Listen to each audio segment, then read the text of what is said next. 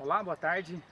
Eu sou Rodrigo Costa, palestrante e treinador de vendas, sou coach, formado pela Abracoach e estou aqui para falar um pouquinho para vocês sobre o primeiro congresso da Inova Businesses, que acontecerá agora de 6 a 11 de novembro e terão muitas palestras online gratuitas para você da área de vendas, de marketing, de branding, contabilidade, design, enfim, um monte de coisas para você que é empreendedor e precisa tocar o seu negócio no Brasil em tempo de crise. Eu vou falar um pouquinho sobre as vendas em tempo de crise. Nenhuma empresa fica sem esse pulmão que são as vendas.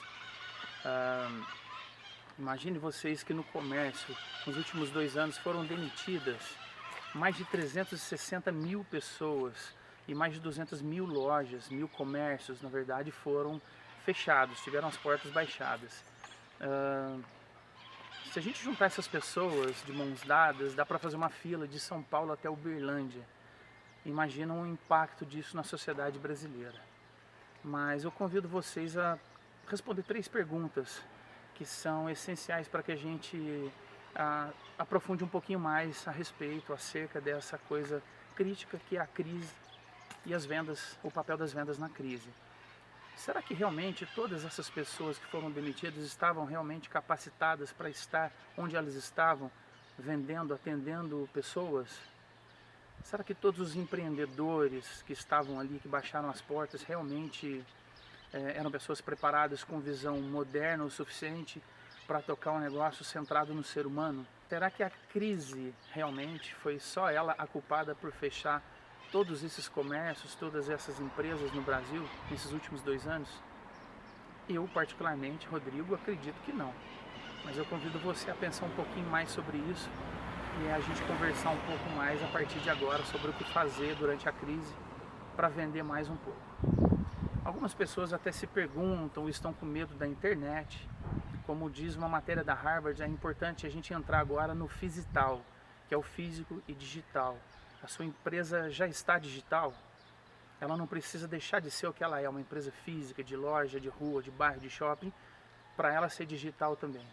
Mas é bom que você atinja o consumidor de hoje em dia, que é um consumidor omnichannel, multicanais, ele está presente em todos os lugares, ele pode trocar de fornecedor, trocar de loja, como ele troca de roupa, porque ele tem acesso o tempo todo praticamente. As pessoas hoje compram por e-mail, compram pela televisão, compram pelo smartphone, elas compram pelo redes sociais, entre várias outras coisas. Então é importante que a gente pense nisso para que a gente consiga atacar, né, atingir essas pessoas de várias formas. O comércio nos últimos 2 anos, o varejo principalmente, ele vendeu mais de 40 bilhões nos últimos 3 anos, em cada ano. Isso é um número muito grande, 40 bilhões vendidos pela internet, pelo e-commerce. Mas se a gente for pensar, isso foi apenas em 2015 2,8%, em 2016 3,8% e está subindo agora, uma crescente, lógico, mas apenas 4,8% do que é vendido através de comércios no país será através do e-commerce.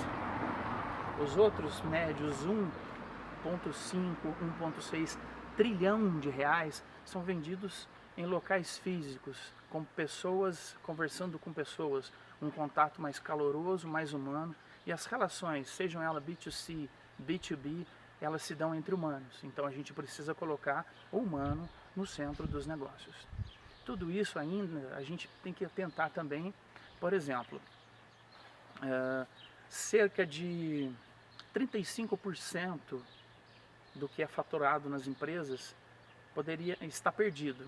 Vou voltar. Uma pesquisa recente da Accenture, ela foi feita em 33 países e foi revelada uma coisa bastante curiosa. As empresas, se não fosse o mau atendimento, poderiam vender em média 35% a mais. Uma das que mais sofrem com isso é o varejo. Imagina você que tem uma loja, você que tem um comércio de serviços, alguma coisa, você pegar as suas vendas dos últimos 5 anos, somados, e colocar mais 35%. Você teria faturado muito mais. Você teria reinvestido muito mais na sua própria empresa. A título de exemplo, se for pegar uma loja, um comércio que vende, que fatura cerca de 100 mil reais por mês, essa empresa em 5 anos ela deixaria de faturar cerca de 2 milhões e 100 mil reais em média por causa do mau atendimento. E o mau atendimento não digo que é só aquela coisa da falta de educação, da negligência aparente, nem do preconceito, nem nada. É o mau atendimento mesmo da necessidade do cliente. Às vezes a necessidade dele é mal atendida e ele não consegue continuar o relacionamento com a sua empresa, com o seu funcionário de vendas, que é a linha de frente ali, que tem o contato com o seu cliente. É importante se atentar. Muitos dos empreendedores, a esmagadora maioria, eles sabem quanto que entra no caixa deles ao final do dia, mas eles não têm noção do que é perdido, do que é deixado de vender, do que se deixa de faturar e dos clientes que se deixa de colocar da porta para dentro por um longo tempo, como se fosse uma visita em casa mesmo. Essa é uma doença silenciosa que corrói as empresas e que mata muito a empresa, porque ela é silenciosa literalmente. Se as pessoas começarem a entender um pouquinho a junção de coisas novas, vertentes novas que estão chegando,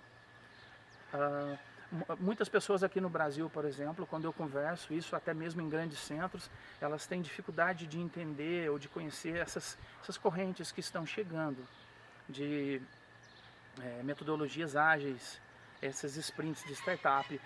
Outra coisa, o design thinking e o design de serviços é uma coisa que vai remodelar, redesenhar todos os seus processos dentro da empresa, através da observação da jornada do seu cliente, através da observação das reações, da redução de esforços do cliente dentro do seu ambiente, dentro do seu processo de vendas. É desenhar de trás para frente o processo de vendas. Primeiro observa quem pode comprar o seu produto, o seu serviço. Depois você faz ele voltado para essa pessoa, para essa empresa, para esse nicho. E através disso o Design Thinking ele ensina muito a colocar o ser humano como o centro do negócio. Você aliando isso, as suas táticas, as suas estratégias de venda, é muito provável que você consiga deixar as pessoas um pouco mais fidelizadas em relação à sua empresa, que elas energizem a sua própria marca. E o objetivo principal de tudo isso é que a sua empresa, a sua marca, ela vire assunto na boca das pessoas, tanto em conversas pessoais, quanto em conversas em redes sociais, em compartilhamentos, a chamada mídia espontânea. Esse é o objetivo. É uma tática muito usada, por exemplo, pelos especialistas de marketing de guerrilha, o guerrilla marketing, que foi criado aí através da comparação de um campo de batalha, a empresa pequena concorrer com uma empresa gigante de igual para igual, através de um custo quase zero, mas de um alcance muito grande em relação a espalhar as ideias, espalhar a energia da marca, espalhar o conceito, espalhar várias coisas que energizam a sua marca. Isso veio da comparação da Guerra do Vietnã, na década de 60, quando os Estados Unidos, um gigante, uma potência militar, foi derrotado e expulsado por um exército muito pequeno de vietnamitas, porque eles conheciam o território, eles sabiam surpreender o adversário e eles faziam uso de armas inesperadas, desde buracos no chão até gente dentro dos lagos, esconderijos em árvores, tudo para derrotar um inimigo muito gigante. Conhecer o inimigo e conhecer o território é fundamental para você que quer concorrer de igual para igual para empresas muito maiores que você. Essa é uma dica bastante valiosa. Uma pesquisa, uma contratação de pessoas de marketing de guerrilha. As pessoas, igual eu citei anteriormente, as pessoas de design thinking, de design de serviços, de inovação, são pessoas excelentes das quais você pode se aproximar e pode beber da fonte de ideias literalmente inovadoras para que a sua empresa comece a remodelar, redesenhar o seu processo de vendas e atendimento. Aprendi muito com esse pessoal de design thinking, design de serviços. Um deles é o Tennyson Pinheiro, o outro cara que me dá um suporte violento, que eu devo muito conhecimento meu para ele, é o Bruno Barranco, da Inova, que está organizando e possibilitando a gente fazer esse evento aqui, esse congresso. Então, por exemplo, dá para aprender com esse pessoal que o que a gente está fazendo às vezes não é suficiente. Percebam você que a inovação, por exemplo, ela é diferente de criatividade. A inovação ela é diferente de criatividade. A criatividade ela é uma matéria-prima, mas a criatividade sem resultado ela não é inovação. A inovação, por exemplo, ela é diferente de uma melhoria. aquela melhoria que se faz, os pequenos ajustes do dia a dia, tem gente que chama isso de inovação. Não é. Isso é uma obrigação da empresa se fazer, toda empresa faz. Chamar isso de inovação é um pouco exagero, ou talvez falta de conhecimento mesmo. A inovação também, ela é diferente de adequação. Uma empresa vai, troca um software dela e melhora bastante ali a agilidade, a redução do esforço, a agilidade do atendimento e a redução do esforço do cliente durante a jornada do consumidor. Isso é legal, é bacana, dá um impacto positivo imediato, porém não é inovação. É apenas uma adequação tecnológica, a não ser que ela criou isso tudo e colocou primeiro no mercado. Vários exemplos de inovação a gente tem no país. A Chili Beans fez uma coisa incrível com as óticas, transformando-as em óticas móveis que vão até você em shoppings. Teve um exemplo dado por um professor que palestrou na Endeavor, foi muito bacana. A Tecnisa fez uma repaginação de obras de apartamentos destinados ao público homoafetivo. E então foi um boom de vendas sem precedentes, porque eles direcionaram, foi uma inovação, não havia no mercado, e foi totalmente, 100% construída visando o usuário, o consumidor, né? A usabilidade da pessoa, a experiência que ela vai ter ao utilizar aquilo, se isso realmente vai mudar o dia a dia dela. E inovação é isso, você botar uma coisa nova no mercado, ao meu ver, botar uma coisa nova no mercado, literalmente nova, da qual as pessoas se beneficiem, você melhora o dia a dia das pessoas e empresas, e que isso cause impacto tanto para a sociedade quanto para os negócios. Lucro. Isso aí é o que eu mais tento botar na cabeça das pessoas em conversas, tanto formais quanto informais, a título de espalhar um pouco mais a ideia da inovação, de como centrar os seus negócios para o cliente. Falando agora um pouco mais profundamente assim na área de vendas, como é que a gente poderia tentar pelo menos buscar inovar? É colocar literalmente o cliente no centro dos negócios. Estou repetindo isso porque muitas empresas hoje em dia ainda fazem a venda do jeito tradicional, mas tradicional errado. Não se usa mais, a venda mudou. O cliente mudou, né? Você vai em muitas empresas hoje em dia, você vê pessoas atendendo como se fosse no século XVIII, como se fosse um caixeiro viajante cheio de lábia que trazia novidades. Hoje em dia a novidade está acessível para todo mundo. Muitas das vezes o comprador conhece muito mais o produto do que o vendedor. Isso em B2C e em B2B também, na venda de empresa para empresa. É muito comum uma visita de um representante comercial para vender um serviço numa empresa, onde o próprio comprador está muito mais preparado que ele para saber o que vai mudar a vida dele com o produto daquele vendedor. Dentro de uma empresa de pequeno e médio porte, por exemplo, a gente pode traduzir essas coisas como conhecimento hoje em dia que as pessoas têm empiricamente, mas não se dão conta, não se conscientizam dele de uma forma mais sistemática. Por exemplo, os 3 tipos de venda, a grosso modo, assim, de uma maneira mais resumida falando, que estão hoje em dia prevalecendo, isso há muito tempo, mas prevalecendo, a venda transacional, a venda consultiva e a venda empreendedora ou integrada. A venda transacional é a venda de baixa complexidade, a venda simples, onde você chega, você já sabe o produto que você quer, você já pesquisou por ele, você tem tempo de pechinchar, porque você já sabe o que você quer, então por que não adquirir pelo menor preço, né? Isso, as pessoas gostam hoje em dia de contar também que fizeram um bom negócio por um bom preço. Então esse cliente ele tem mais tempo, ele dedica mais tempo para achar o produto que ele já sabe que ele quer, por um preço mais acessível. As empresas que vendem produtos tradicionais, elas têm que adotar um modelo de corte de custos inteligentes. Não é fazer corte de custo ou só de um cafezinho ou de uma luz de uma empresa. Mais para frente eu vou falar o impacto dessa luz na vida de um vendedor e na vida de um cliente. Ele pode, por exemplo, tornar os processos dele mais curtos, menos burocráticos, para que o cliente fique com mais conveniência. A conveniência ganharia a pessoa que está procurando um produto transacional de custo mais baixo possível, porque ela já sabe o que ela quer. Então, tornar o momento do pagamento agradável, tornar a jornada do cliente dentro de uma empresa mais curta, poupando o tempo dele por um preço bom, você diminui custos operacionais e provê o produto num preço mais baixo para esse consumidor transacional. Essa é uma boa saída, pensar no corte de custos inteligente. O segundo modelo que eu falei é o modelo de venda consultiva. O cliente, ele sabe de uma maneira mais básica o que ele quer, às vezes até profundamente, mas ele precisa que o vendedor adote um modelo literalmente consultivo com ele, que ensine ele a usar o produto, que ensine ele a tirar o melhor proveito daquele produto e como ele vai conseguir tirar lucro daquele produto, como se diferenciar. Tem que realmente ter insights. Tem problemas na cabeça de um comprador, B2B ou B2C, de uma venda mais complexa, que ele sabe que existe esse problema, mas ele não está consciente do problema. Então ele precisa literalmente que alguém, esse alguém somos nós vendedores, vocês empreendedores, colocar isso na frente dele, sobre a mesa, para que ele volte a ter consciência, ele sinta quais são as consequências disso e você se colocar como solução daquilo.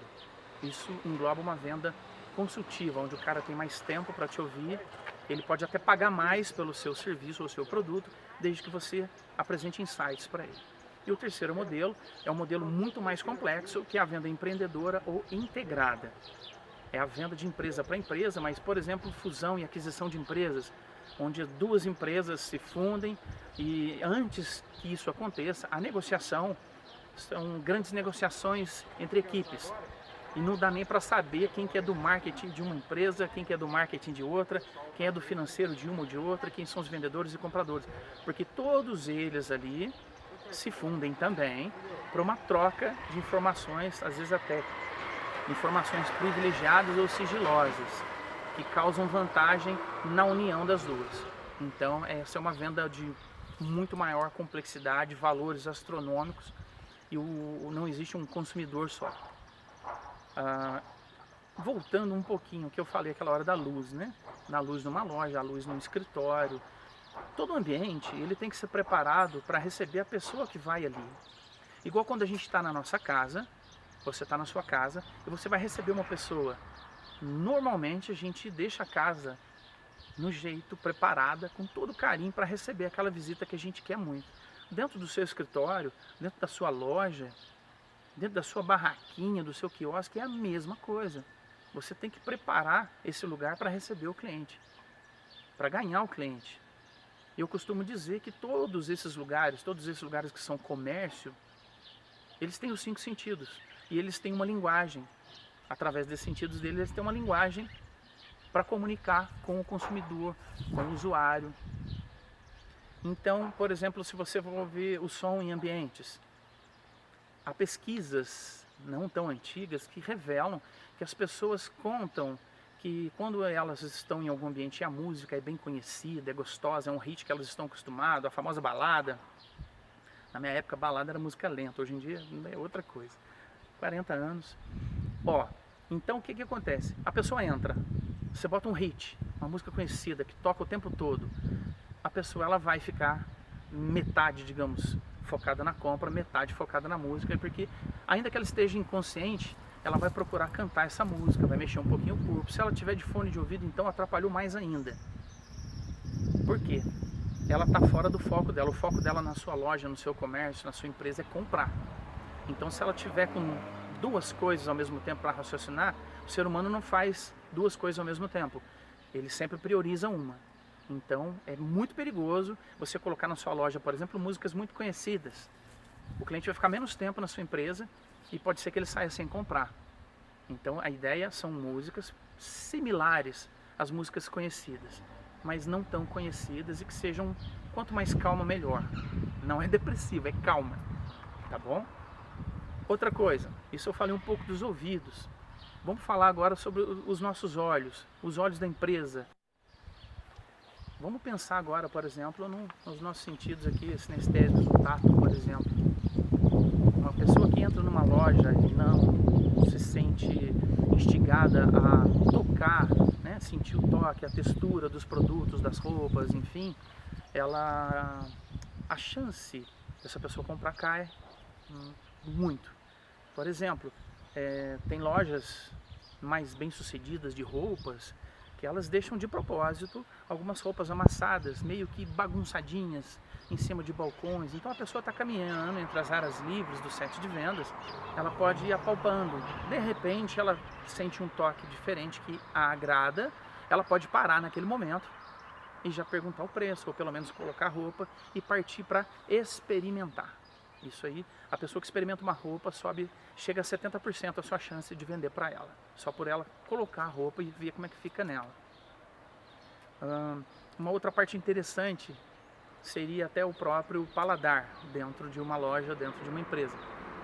Se a sua empresa vende produtos mais caros, não só de valor agregado, mas de um preço, um custo mais alto, ou de luxo, é interessante você colocar coisas especiais e diferentes, um chá especial, um café especial de primeira linha, para que a pessoa se sinta um pouco mais, não um ambiente diferenciado.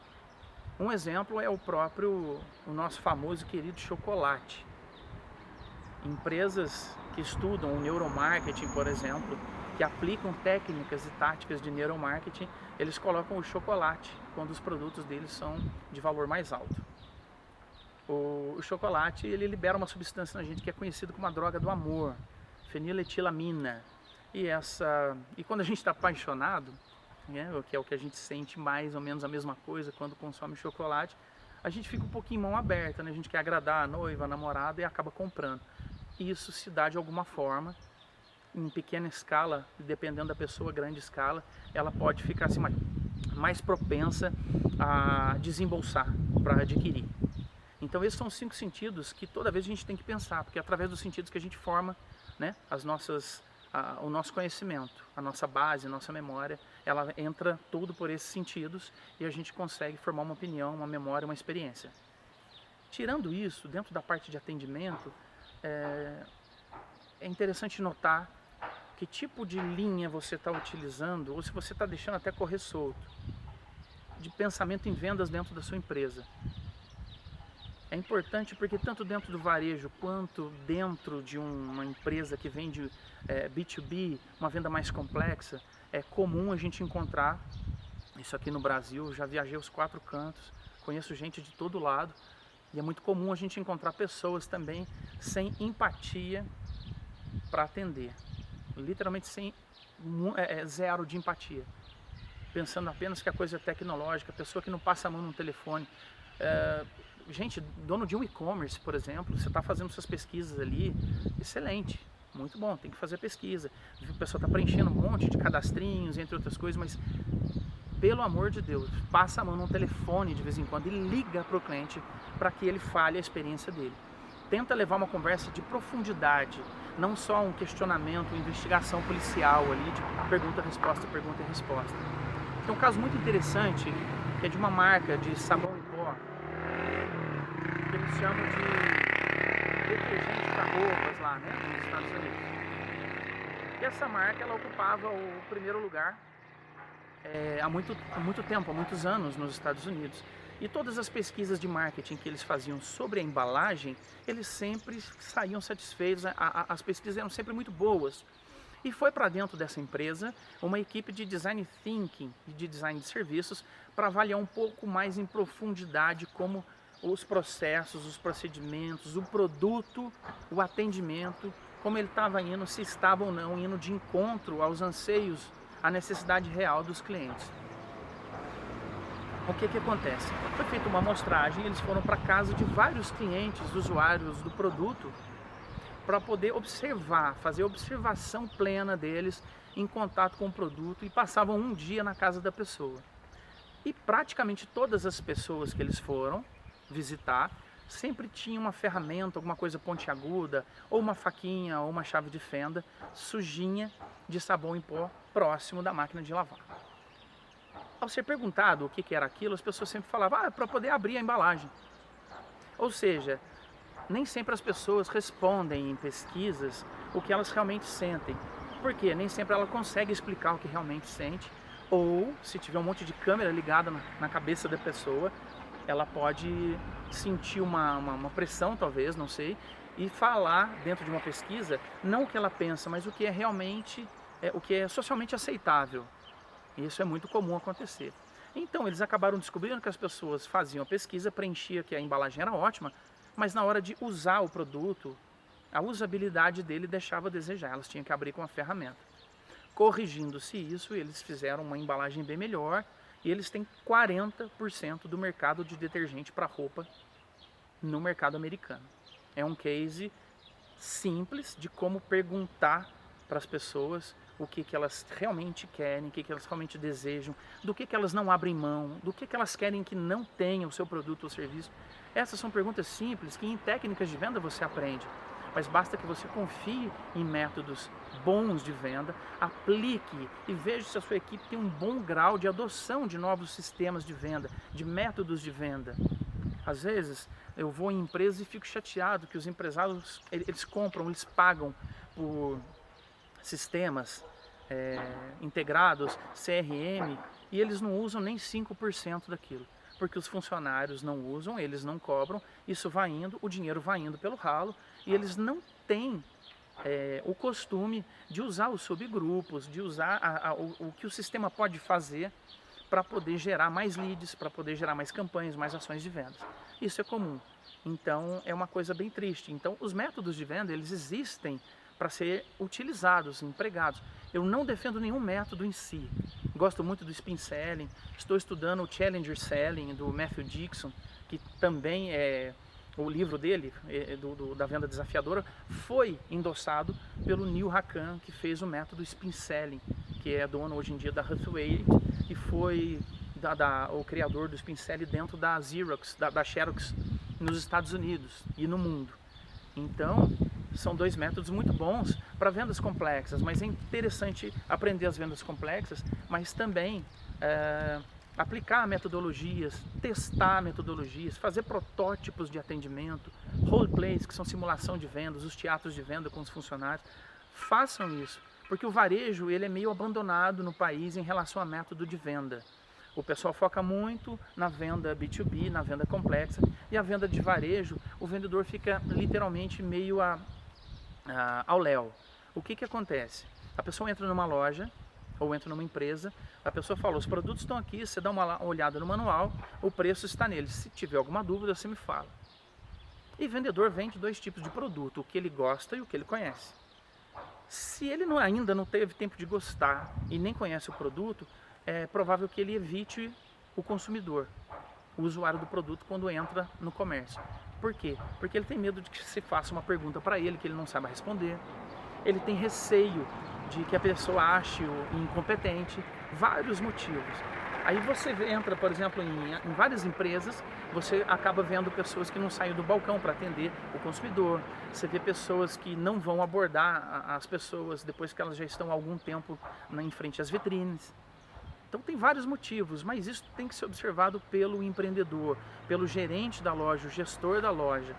Porque se isso não é observado por ele, as pessoas não se dão conta. No Brasil não existe faculdade de vendas. Então as pessoas, elas não têm essa formação de vendas, elas aprendem na raça. É o streetwise, né? O cara aprende na raça, nas ruas, como fazer a venda, por tentativa e erro. Só que se ele não tem um coach, um mentor, um treinamento, uma pessoa que ajuda, ele vai fazer sem avaliar cada atendimento dele, o que deu certo e o que deu errado. Ou seja, ele vai atendendo todas as pessoas do mesmo jeito, o que é um pecado para qualquer consumidor ou cliente de uma loja B2B, de uma empresa B2B que seja, porque ninguém é igual a ninguém. As pessoas são diferentes entre elas, nem sempre o que agrada um, agrada o outro. Então você tem que descobrir a necessidade daquela pessoa. Isso só se descobre com perguntas para que você consiga atendê-la. Outra coisa que pode influenciar também, observe se os seus funcionários não têm preconceitos.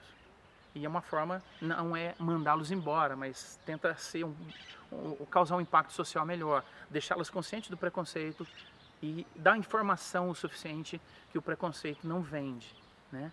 Uma roupa simples ou uma cor de pele diferente da sua não é atestado de pobreza. Isso não quer dizer que a pessoa não possa comprar e não tenha nem histórico na sua empresa, você não sabe. Então a gente tem que atender todo mundo com carinho, da mais simples à pessoa mais abastada. Porque isso sim faz a empresa sua virar assunto. né, no boca a boca, nas redes sociais, entre outras formas que são de baixo custo e muito mais eficiente, talvez que uma propaganda na TV que invista milhares, centenas de milhares de reais da sua empresa. Tocando nesse ponto, eu tenho até uma história. Eu moro no extremo sul de Minas Gerais e eu estava uma vez numa fila de um comércio e tinha uma pessoa junto comigo na fila e as três pessoas que estavam atendendo rápido, como diz a molecada hoje em dia, a fila anda, e estava a fila indo bem rápido. E a moça que estava do meu lado, ela acabou sendo atendida por um funcionário da empresa, que ele já é conhecido por empurrar quantidades maiores do produto que eles vendem para as pessoas. Uma artimanha que ele usa que às vezes inibe as pessoas. Quando ele chamou a pessoa, essa pessoa pediu me ver R$5 do produto. Quando ele colocou na balança, deu R$7,90. Ele falou assim, deu R$7,90, pode ser? Mas pode ser sim uma forma meio de intimidar a pessoa, de acelerar, como se ela estivesse atrapalhando as outras pessoas na fila. E ele não teve carinho nenhum. A pessoa olhou para baixo e falou, tá, pode ser. E quando ela terminou de ser atendida, eu também. Como a gente estava lado a lado, eu ouvi todo o atendimento dela e paralelo eu prestei atenção no meio, lógico. Quando a gente saiu, ela saiu na minha frente. Antes de passar pelo caixa, a pessoa seguiu reto, aliás, né? Ela passou pelo caixa reto. E eu pensei, nossa, eu até tive um pensamento estranho que eu falei, ela pegou o produto e saiu, por algum motivo ela não parou no caixa. E fiquei assim um pouco desconfortável com aquilo, mas eu fui virar na prateleira para pegar as bolachas que eu ia pegar. E meus amigos que são de São Paulo e Rio falam que é biscoito ou biscoito, não é bolacha. Mas eu fui pegar essa bolacha e eu vi que o pacote do produto que ela tinha comprado estava ali. Ou seja, ela pediu R$5, ele pôs R$7,90. Ela falou tudo bem, ela deixou na prateleira com vergonha de sofrer preconceito, e a timidez da pessoa era notável, visível. E ela foi embora. Ou seja, um impacto na vida de uma pessoa que o dono da empresa não viu, o gerente da empresa não viu e o próprio funcionário que causou isso aí não percebe porque ele faz com mais outras pessoas. Isso eu vi uma pessoa. Quantas pessoas dessa não saem dessa empresa? Não é? Então o mau atendimento ele causa um rombo que é invisível. Se a gente começar a monitorar, para isso existem indicadores. Acompanhar os indicadores da sua empresa. Você acompanha? Você é um líder que é altamente exigente, mas é altamente apoiador? Ou você é só apoiador e não exige tanto? Você pode ser meio paizão, permissivo. Agora, se você exige muito, mas você dá muita ferramenta para as pessoas, aí sim, você é um líder que é de alta performance. Então começa a observar a sua equipe, mas liderar também. Vê a escala das pessoas na sua empresa, por exemplo, quando estão atendendo, vendendo, se elas sabem fazer e se elas querem fazer. Se a pessoa quer fazer, mas não sabe, você treina ela. Se por um outro lado a pessoa não quer fazer e não sabe, aí é complicado. Você está com um funcionário que você pode demitir. Então, sugiro muito que você olhe para a sua gestão, olhe para o seu cliente, olhe para a sua empresa e seus funcionários e veja como é que está o grau deles de empatia, de realmente querer vender alguma coisa e querer aprender a saber vender essas coisas. Que método você está usando na sua empresa? A saída para tudo isso na crise, dentro do nosso mundo de vendas, é praticamente uma só. É adotar treinamentos constantes, levar seus funcionários para seminários, para eventos, para palestras, incentivá-los à leitura. Pessoas que atendem pessoas, elas têm que ser bem informadas. Elas têm que saber o que está acontecendo em volta delas, não só no mundinho delas ali dentro do trabalho ou em casa. Elas têm que aprender a negociar. O Fórum Econômico Mundial, ainda no ano passado, eles listaram as 10 habilidades que a pessoa terá que ter, qualquer profissional que pelo menos mora aqui no mundo, no nosso planeta Terra, vai ter que ter. E entre elas é a negociação. porque a gente negocia o tempo todo, numa fila de banco, a gente negocia num estacionamento, a gente negocia no restaurante, a gente negocia com a esposa e negocia também em nível familiar, né? Com o filho, a gente pede aumento na empresa, a gente tem que às vezes negociar aumento com o nosso funcionário. A negociação existe até em níveis extremos, que são conflitos de guerra, é uma mediação de conflitos, são técnicas de negociação. A pessoa que sabe resolver problemas complexos, beleza, que está nas habilidades, mas ela precisa aprender a negociar. E todo e qualquer empreendedor precisa vender. E se ele sabe vender, ele vai ajudar os funcionários dele a vender.